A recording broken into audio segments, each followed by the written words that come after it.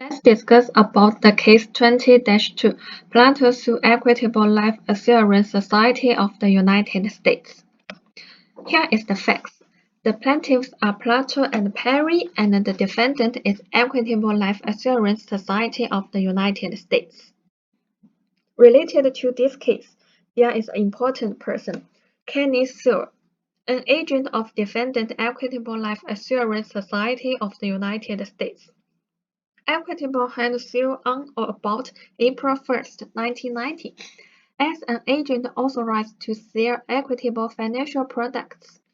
In May 1990, Plato began investing in Equitable financial products through Searle, and Searle actually opened several Equitable accounts in Plato's name. Between March and May of 1992, Plato and Searle's agent liquidated certain of her non-equitable investments and entrusted the proceeds to Searle for investment in Equitable financial products. Searle converted these funds and all additional funds that Plato subsequently entrusted to him to his personal use.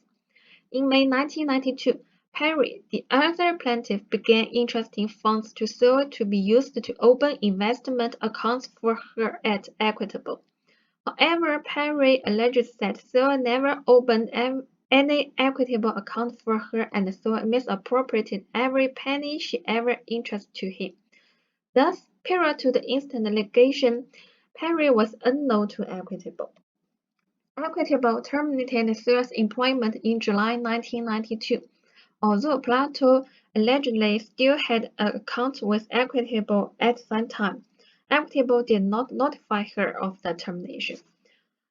About 4 years after Searle's termination, he allegedly continued to represent himself to plaintiffs as an Equitable agent and to solicit their further investment in proposed Equitable financial products.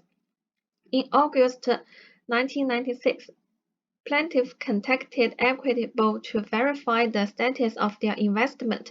At that time, Equitable informed them the suit had been terminated by Equitable in July 1992.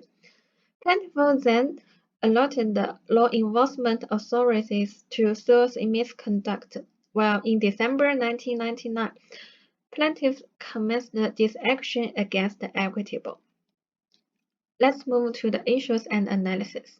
Each plaintiff asserted that a cause of action for fraud based on the contention that she entrusted her money to Searle in reliance on the appearance of authority to act for Equitable with which the company had clothed him.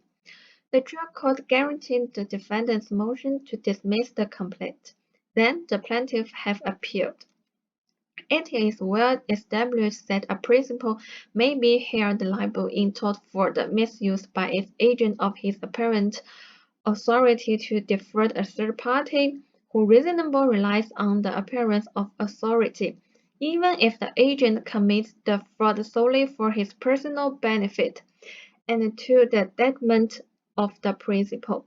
Thus, the principal should not escape liability while an innocent third person suffers a loss as the result of an agent abuse for his own fraudulent purpose, of the third person's reasonable reliance on the apparent authority with which the principal has invited the agent.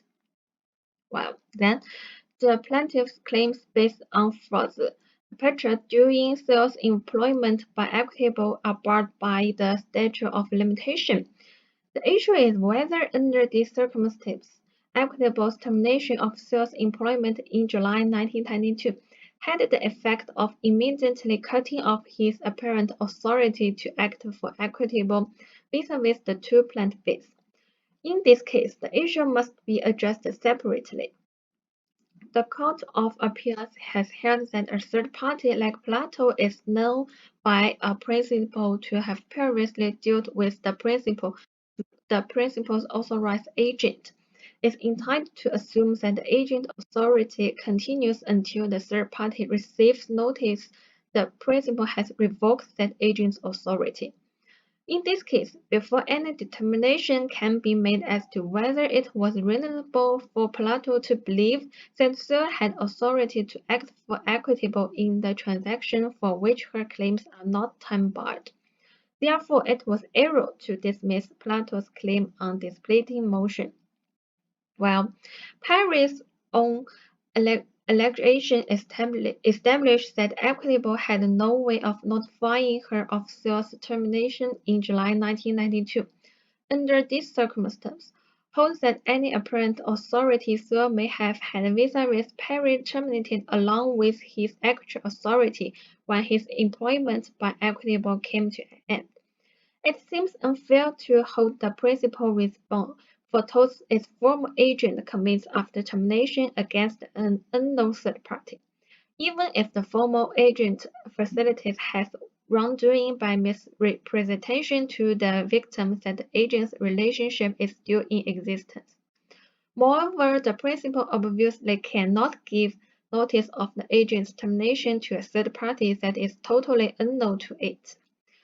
Therefore, the judgment modified in part and affirmed in part. Thank you.